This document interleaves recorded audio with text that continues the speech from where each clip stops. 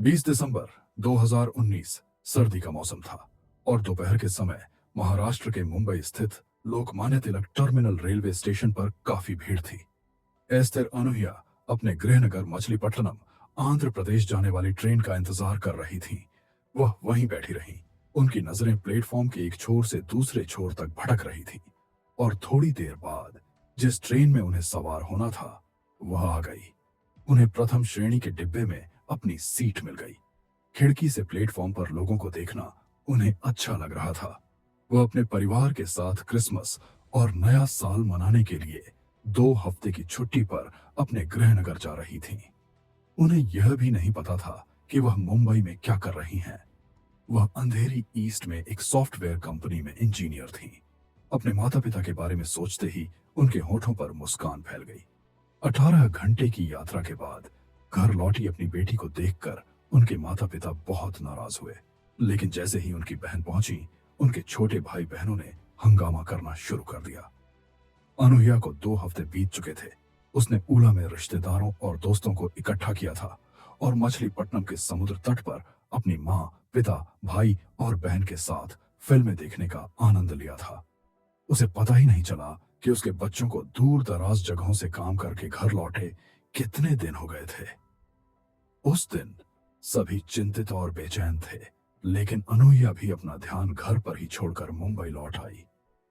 अगर वह अपनी रोजमर्रा की जिंदगी में डूबी होती तो वह आखिरी बार अपने परिवार से मिल पाती। क्या उन्होंने उसे देखा? वह अभी इस दुनिया में नहीं है। ऐसी घटनाएं जो हर उस लड़की को पता होनी चाहिए जिसने कभी लड़की को जन्म दिया हो, तुरंत घटित हुई।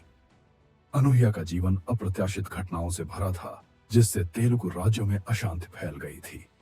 खैर, अनुया अब नहीं रही। आंध्र प्रदेश की अनुया को महाराष्ट्र में किस घटना का सामना करना पड़ा? आइए अब जानें कि लड़कियों के लिए क्या चेतावनी थी। आप में से कुछ लोग इस मामले को पहले भी जानते होंगे। इसे एक बार याद करना सावधानी का संकेत नहीं है, बल्कि समय का संकेत है।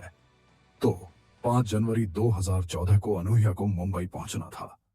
जब उसके पिता ने यह पूछने के लिए फोन किया कि क्या वह अपनी मां के पास सुरक्षित पहुंच गई है, तो उसने कहा कि उसका फोन बंद है। जब उसने पिछली रात फोन किया था तो उसने कहा था कि वह बस सोने जा रही थी। उन्होंने अनुमान लगाया कि फोन चार्ज किया गया होगा। उस दोपहर भी स्थिति वही थी। अनुया ने फोन नहीं किया। वह अपने पिता से नहीं मिली। जब अंधेरी पश्चिम में अनुहा जिस महिला छात्रावास में रह रही थी, उसकी केयरटेकर ने फोन किया तो उसे बताया गया कि वह छात्रावास नहीं आई है, जिससे मछलीपट्टनम में माता पिता घबरा गए। उनकी घबराहट देखकर महिला केयरटेकर ने उन्हें आश्वासन दिया कि वह अनुहा के कार्यालय में फोन करके मामले का पता लगाएगी।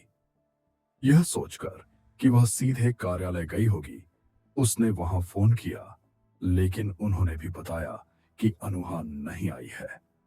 महिला केयरटेकर ने अनुहा के पिता को भी यही बात बताई और सभी चिंतित हो गए कि जरूर कोई खतरा है। रेलवे हेल्पलाइन पर कॉल किया गया तो बताया गया कि ट्रेन सुबह समय पर मुंबई पहुंच गई है। ऑफिस में अनुया के सहकर्मी, जो उसके पिता को भी जानते थे, उन्हें भी कॉल किया, लेकिन उन्होंने भी यही बात कही। अनुया ऑफिस नहीं आई, उसने कॉल नहीं किया। जब हॉस्टल केयरटेकर से दोबारा संपर्क किया गया तो उसने उसे तुरंत आने को कहा और आते ही पुलिस में शिकायत दर्ज कराने को कहा। इधर अनुया की मां घर पर फूट फूट कर रोने लगी। उसने अनुया को सांत्वना देने को कहा और वे एक अन्य रिश्तेदार को साथ लेकर मुंबई के लिए फ्लाइट पकड़ ली। उस समय कोई जानकारी नहीं थी। जब हॉस्टल इंचार्ज उनके साथ आए तो सभी स्थानीय पुलिस स्टेशन शिकायत दर्ज कराने गए। पुलिस ने पूछा कि क्या अनुया ने बिना शिकायत दर्ज कराए किसी से प्यार किया था और क्या उसके माता पिता उसकी शादी के लिए जबरदस्ती करने वाले थे और क्या वह किसी को पसंद करने के बाद उसके साथ चली गई थी। माता पिता ने कहा कि ऐसी कोई बात नहीं है। जब उन्हें एहसास हुआ कि पुलिस शिकायत दर्ज करने का इरादा नहीं रखती, तो हॉस्टल इंचार्ज, जो एक अनियमित तरीके से काम करने वाला ऑफिस ऑफिसर है, पुलिस के उच्च अधिकारियों से मिला। ऊपर से दबाव पड़ने पर पुलिस हरकत में आई। उसके माता पिता और दोस्तों ने रेलवे स्टेशन पर सभी ऑटो और टैक्सी वालों को वह अनियमित तस्वीर दिखाई और पुलिस को उसके बारे में बताया। उन्होंने कहा कि उसे किसी ने नहीं देखा था। रेलवे स्टेशन के अधिकारियों से वहां मौजूद ग्रुप फोर के कर्मचारियों ने भी पूछताछ की। उनकी तरफ से कोई जवाब नहीं आया। रेलवे स्टेशन से अंधेरी वेस्ट हॉस्टल तक के रास्ते में आम नागरिक, पेपर बॉय और मॉर्निंग वॉक पर जाने वाले लोग देखे गए। पूछताछ के दौरान पुलिस ने रेलवे स्टेशन के लगभग 20 सीसीटीवी कैमरों की रिकॉर्डिंग भी खंगाली और कुछ सबूत मिले। इससे अनूहिया के लापता होने के बारे में एक अहम सुराग मिला। रिकॉर्डिंग में अनूहिया एक आदमी के साथ स्टेशन से बाहर जाती दिख रही थी। उसने शर्ट और पैंट पहन रखी थी। ट्रेन आने में 1 घंटा बाकी था और अनूहिया स्टेशन के बाहर अपनी बाइक खड़ी करके रेलवे कर्मचारियों से बात करता हुआ दिखाई दिया। जब कर्मचारियों को बाइक दिखाई गई और पूछा गया तो रेलवे कर्मचारियों ने बताया कि वह बार बार पूछ रहा था कि ट्रेन लेट है या समय पर। बाद में सीसीटीवी में भी दोनों की तस्वीरें रिकॉर्ड हो गईं। इससे पुलिस के आरोप को बल मिला। पुलिस ने अनूहिया के माता पिता से पूछा कि क्या उन्होंने उसे किसी के साथ बाइक चलाते और जाते हुए देखा था, जैसा कि उन्होंने कहा था। खैर, पुलिस के मुताबिक बाइक वहां से कहां गई, इसका कोई रिकॉर्ड नहीं है। जैसे जैसे दिन बीतते गए, अनूहिया के करीबी परिवार के सदस्यों की चिंता बढ़ती गई। 17 जनवरी को पुलिस को एक फोन आया। उन्होंने बताया कि कंजू मार्ग राष्ट्रीय राजमार्ग के पास एक युवती का शव सड़ी गली अवस्था में पड़ा था। पुलिस अनूहिया के माता पिता को साथ लेकर वहां पहुंची। कंजू मार्ग राष्ट्रीय राजमार्ग से थोड़ा आगे कुछ सूखी झाड़ियां जली हुई थीं। हर तरफ दुर्गंध फैल रही थी। शव आधे कपड़ों में था और सड़ चुका था। उस जगह पर कई जगह सूखे खून के धब्बे थे। शरीर पर कई जगह खून बहने के घाव थे। चेहरा इतना जला हुआ था कि पहचानना मुश्किल था। शरीर पर बचे कपड़ों के आधार पर उसे अपनी बेटी अनूहिया के रूप में पहचानने वाले माता पिता का दुख अवर्णनीय था। पुलिस ने डीएनए परीक्षण कराया और पुष्टि की कि यह एक अस्पष्टीकृत शव था। परीक्षणों से पता चला कि उसके साथ बलात्कार किया गया था और उसकी दम घुटने से मौत हो गई थी। इस अस्पष्टीकृत मामले ने महाराष्ट्र और आंध्र प्रदेश राज्यों में बड़ी सनसनी पैदा कर दी है।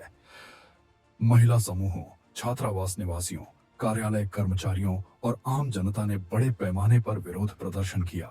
उन्होंने मांग की कि अपराधी को पकड़ा जाए और उसे कड़ी सजा दी जाए। महाराष्ट्र के गृह मंत्री ने खुद अनूहिया के माता पिता को फोन किया और उन्हें न्याय का भरोसा दिलाया। फिर जब यह मामला बेहद अहम हो गया तो महाराष्ट्र पुलिस ने अपनी जांच तेज कर दी। सीसीटीवी फुटेज मुंबई के सभी पुलिस थानों को भेज दी गई। राज्य के सभी जिलों के पुलिस मुख्यालयों ने मामले की विस्तृत जानकारी के साथ सीसीटीवी रिकॉर्डिंग भेजी। पता चला कि फुटेज में दिख रहा व्यक्ति 37 वर्षीय चंद्रभानु सराफ था, जो मोबाइल फोन चोरी के एक मामले में आरोपी है। पूरे महाराष्ट्र में उसके फोटो पोस्टर चिपकाए गए। पुलिस ने यह बताने के लिए अभियान चलाया कि क्या किसी को उसका ठिकाना पता है।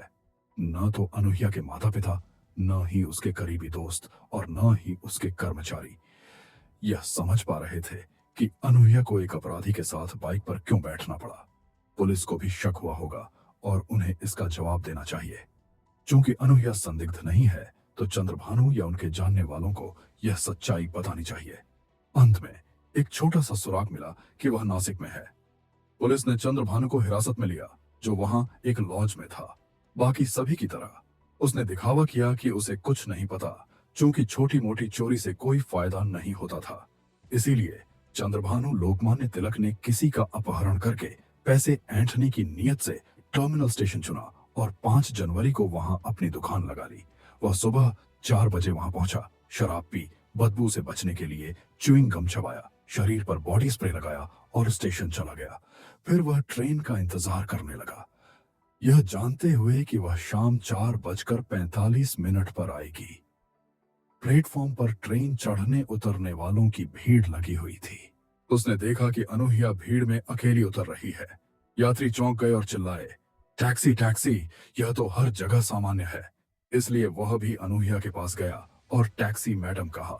चूंकि यह उसकी आदत थी, उसने उसे अपना स्ट्रॉलर बैग दिया और उसके साथ चल दी। सीसीटीवी फुटेज में रिकॉर्ड हो गया। हालांकि जब चंद्रबा ने स्टेशन के बाहर बैग बाइक पर रखा तो अनूहिया अवाक रह गई। हालांकि उसने उससे ज्यादा न देने की विनती की, यह कहते हुए कि वह किसी अजनबी के लिए टैक्सी नहीं खरीद सकता और उसे बाइक पर छोड़ देगा। उसने कहा कि वह जो भी देगा वह ले लेगा और पैसे उसके लिए बहुत ज्यादा थे। इसलिए उसे बच्चे के साथ रहना होगा। अनूह्या अभी सोच ही रही थी कि उसने उससे अपना फोन नंबर और बाइक नंबर भी मांगा। उसने उसे आश्वासन दिया कि वह उसे बहुत सावधानी से उसके घर छोड़ देगा। अनूह्या को सोचने का मौका दिए बिना वह जल्दी से बाइक पर सवार हो गया। दुर्भाग्य से अनूह्या, जिसने सोचा कि वह एक टट्टू है, ने कहा कि वह अंधेरी पश्चिम जाना चाहती है। हालांकि चंद्रभान, जो उसे 300 रुपये देना चाहता था, ने अपने फोन और बाइक के नंबर लिख लिए। वह बाइक पर सवार होकर चल पड़ी। यह सीसीटीवी फुटेज में भी रिकॉर्ड हो गया। हालांकि अनूह्या ने देखा कि वह रेलवे स्टेशन से थोड़ी दूर रास्ता भटक गया था। जब उसने उससे कारण पूछा तो उसने जवाब दिया कि समय के साथ दूरी बढ़ जाएगी। यह मानकर उसने और कोई सवाल नहीं किया। इसी बात ने उसे गुस्सा दिलाया। यह देखकर चंद्रभान ने अपनी साजिश को अंजाम दिया। लगभग 10 किलोमीटर चलने के बाद वह एक उपयुक्त जगह की तलाश करने लगा। जब उसने सड़क के बगल में सूखी झाड़ियों वाली जगह देखी तो उसने बाइक रोक दी। हालांकि उसने आश्चर्यचकित होने का नाटक भी किया, जैसे कि किसी समस्या के कारण बाइक रुक गई हो, और गाड़ी की तरफ देखा। अनूह्या पहली बार डर गई थी। उसने पूछा कि गाड़ी क्यों रुक गई थी। उसने कहा, देखता हूं क्या हुआ है, गाड़ी से उतरो। अनूह्या लड़खड़ाती चाल से बाइक से उतरी। वहीं खड़ी उसे देखती रही। उसे समझ नहीं आ रहा था कि सर्दियों की सुबह की धुंधली रोशनी में क्या है। वह क्या देख पा रही है, उसके चेहरे के भाव। और तो और, वह तो पहले से ही नाटक कर रहा था। उसे और क्या पता। जब उसने टैक्सी और बाइक कहा तो उसे मना कर देना चाहिए था। अजनबियों के साथ जाने से बेहतर है कि पुलिस की पहचान वाली टैक्सी या ऑन्टो में जाए। अगर वह नहीं था तो सावधानी बरतना हमारी अपनी जिम्मेदारी है ना? अनूह्या ने देखा कि कुछ वाहन चालक उनके पास से गुजर रहे थे, जबकि वे वहां खड़े थे। कम से कम तब तो उसे थोड़ी समझदारी दिखानी चाहिए थी और कुछ पैसे देकर कहना चाहिए था, जाओ, मैं कुछ और बात करती हूँ। लेकिन कई मिनट बीत गए और बाइक अभी भी स्टार्ट नहीं हुई। 5 मिनट, 5, शायद 10 मिनट, वह समय बढ़ाता रहा। यह देखकर कि उस तरफ कोई गाड़ी आती हुई दिखाई नहीं दे रही है, चंद्रभानु उठ खड़ा हुआ। अपने बाएं हाथ से उसका मुंह दबाया और दाएं हाथ से उसे जबरदस्ती झाड़ियों में घसीट लिया। उसने उसे नीचे पटक दिया, कुश्ती की तरह उस पर बैठ गया और उसके मुंह पर बार बार मुक्के मारे। इस अचानक हुई घटना से वह स्तब्ध रह गई। उसका मन और शरीर दोनों सुन्न हो गए। उसे होश में लाने के लिए उसने पास पड़े एक बड़े पत्थर से उसके सिर पर वार किया। वह उसे तब तक मारता रहा जब तक वह बेहोश नहीं हो गई। उसी हालत में उसने उसे छुआ और उसके ही कंबल से उसका गला घोंट दिया। बेहोशी की हालत में दम घुटने से उसकी मौत हो गई। चंद्रभानु ने उसका सामान, पैसे, फोन, लैपटॉप, ट्रैवल बैग और गहने लिए और अपनी बाइक पर भाग गया। चंद्रभानु ने पुलिस को बताया कि उसने यही अपराध किया है। पुलिस ने उसी सबूत के आधार पर उसे अदालत में पेश किया। महिला अदालत ने इस अभूतपूर्व मामले की सुनवाई की। 2015 में उसे मौत की सजा सुनाई गई। 2018 में मुंबई उच्च न्यायालय ने भी इस फैसले पर मुहर लगा दी, इस हद तक कि जिस व्यक्ति ने उनकी बेटी की असामयिक और अमानवीय मौत का कारण बना, उसे उचित सजा मिल गई है। लेकिन वह फिर कभी वापस नहीं आएगा। अजनबियों से हमेशा दूर रहना चाहिए, उनसे बातचीत बंद कर देनी चाहिए। जरूरत पड़ने पर 4 लोगों का ध्यान आकर्षित करने के लिए घेरा बनाकर सबको बुलाना चाहिए। यहाँ शर्मिंदा होने की कोई जरूरत नहीं है। अगर आपको लगता है कि यह सब डर पर काबू पाने के बारे में है, तो एक ऐसी स्थिति है जहां कोई नहीं समझ पाता कि गलती किसकी है और कौन अपने अंदर एक इंसानी जानवर छिपा रहा है। यह कहकर गुस्सा करने की जरूरत नहीं है कि यह एक दुर्घटना है। उस समय कोई भी दुखी होने के अलावा कुछ नहीं कर सकता, क्योंकि वे दुष्ट लोग ऐसा ही व्यवहार करते हैं। इसके अलावा अगर हम किसी के लिए दुखी होते हैं तो यह ऐसा है जैसे हमने अपना गला काट लिया हो और वे अच्छे लोग नहीं हैं। इसलिए डर में न जिए। आइए अज्ञानता के साथ जिए। आइए अच्छे और बुरे बच्चों को सिखाएं, लड़कियों को साहस और बुद्धिमत्ता दें। अनूह्या को भी कई बार शक हुआ, पर हर बार उसने ना कह दिया। कम से कम एक बार तो काफी है। अगर वो कहती है कि मैं अपने रास्ते जाऊंगी, तो अगर झगड़ा हो जाए और गुजरती गाड़ियों में से कोई गाड़ी रोककर उसे बचा ले, तो लड़कियों और इस वीडियो को देखने वाले हर मर्द को होशियार और सावधान रहना चाहिए। अपने घर में उनकी सुरक्षा उनकी समझदारी पर निर्भर करती है।